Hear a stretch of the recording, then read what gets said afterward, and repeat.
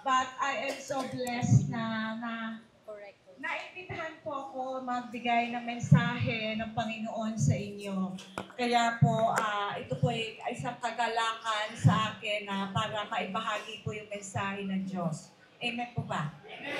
Okay, so mag-umpisa po ako sa isang istorya na meron pong mag-ama, yung bata, alam niyo naman po yung bata, di ba, matanong, "Tatay, bakit may ganito, may gan?" May tinanong siya, "Tatay, bakit may kulungan?" So yung tatay, sabi niya, kasi doon nilalagay yung mga nagkasala, mga masasama. So sabi ng bata, bakit masama sila?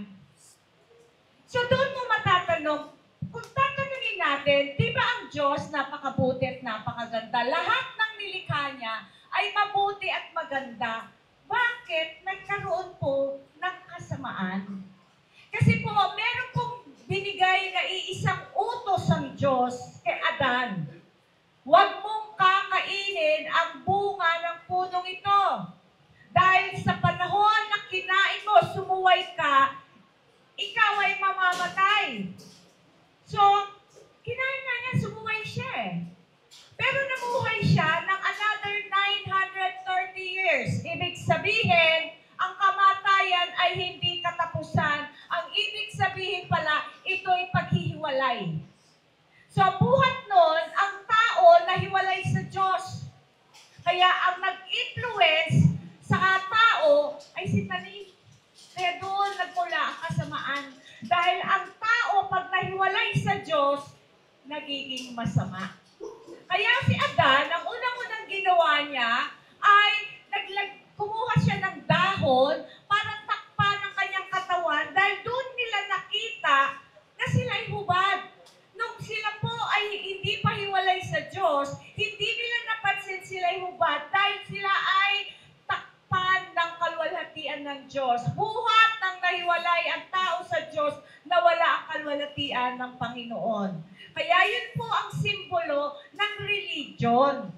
Ang religion, ito po'y paraan ng tao para bumalik ang ugnayan niya sa Diyos. Pero kahit anong sinusubukan ng tao, makabalik sa Diyos, hindi po katanggap-tanggap dahil banal ang Diyos.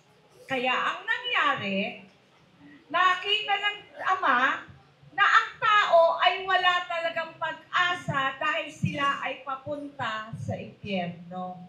Kasi dulang masama ang tao. Ngayon, binigay niya si Jesucristo. Bakit? Kasi sabi ng salita ng Diyos sa Romans 6:23, the penalty of sin is death. Ibig sabihin, hindi lang kamatayan na natapos ang buhay natin. Ibig sabihin, habang buhay, hiwalay sa Diyos, yun po yung lugar ng impyerno. Kaya napakahirap po pag ang tao napunta doon, wala ng pag-asa. Kaya nung binigay niya ang kanyang anak para mamatay, para pagbayaran ng ating kasalanan, dahil hindi natin kaya bayaran ang kasalanan natin eh. Tama po ba? So kailangan lang, ang requirements lang ng Panginoon ay tayo ay magsisi. Kilalanin natin na tayo po ay nagkasala sa Diyos. Kasi madalas po, ang ugali ng tao ayaw umamin na nagkasala tayo. Sa simpleng buhay nga lang sa araw-araw eh. Di ba napakahirap umamin na tayo po ay nagkamali? What more kung tayo po ay lalapit sa Diyos, kung ayaw po natin kilalanin na tayo ay makasalanan at nagkasala, kailangan po natin magsisi at bigyan po natin, at iangkla po natin ang ating pananampalataya sa Kanya. Bakit? Dahil sa pamamagitan lang ng kamatayan ni Jesucristo, na tayo nananampalataya sa Kanya, tayo po ay mananambalik sa kaugnayan sa Diyos. Doon muli, makukuha natin yung buhay ng Ama. Okay? Kaya, anong ginawa? Doon lang ba natapos ang pagiging Kristiyano? Napatawad ang ating kasalanan? Hindi, dahil ang kanyang kamatayan, nagkaroon po ng paraan para yung ating lumang pagkatao ay mamatay din. Yun yung sinasabi niya sa Romans 6:6, yung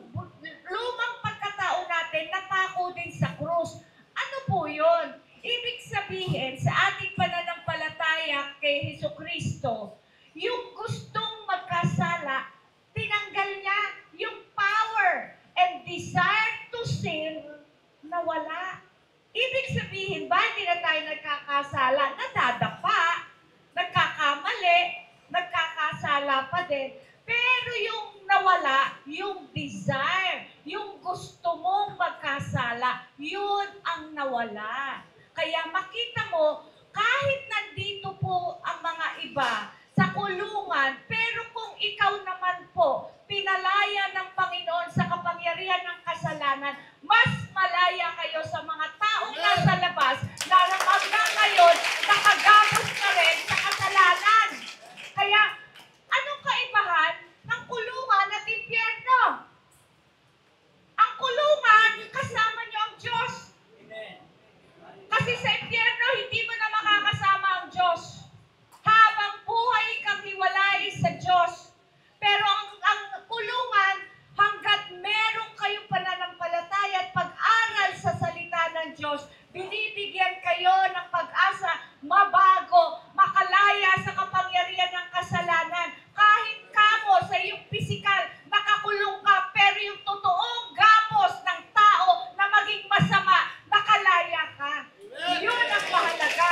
Nakalaya ka sa pagiging masama. Kahit nasa loob ka, mas malaya ka kaysa sa mga taong walang Diyos dahil sila po ay nakagapos pa rin sa kasalanan.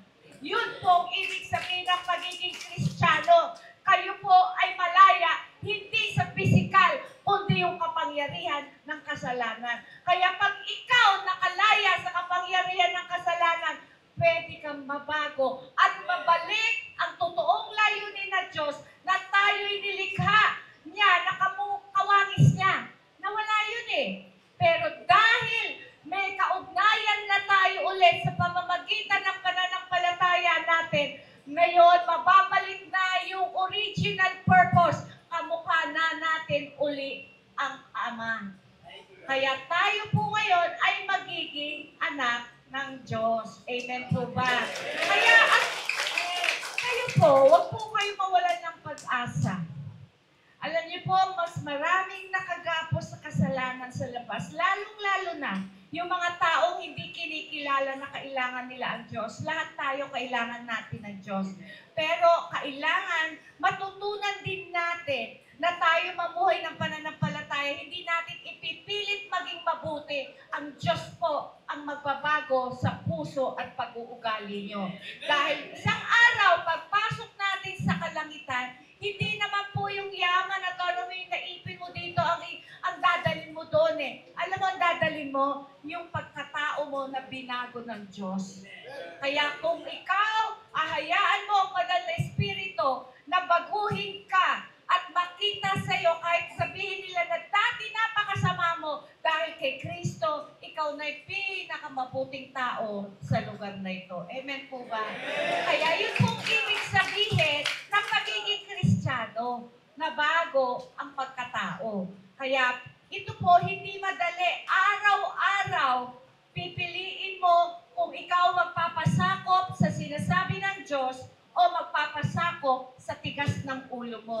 Kaya po, ang buod ng kasalanan ay gagawin ko sa paraan ko.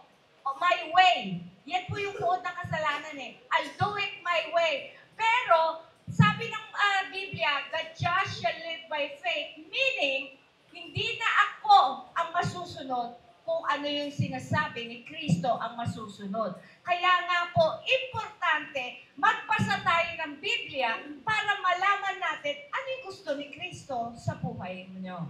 Amen po ba? So, gusto niyo po ba mabago? Gusto niyo po ba mabago?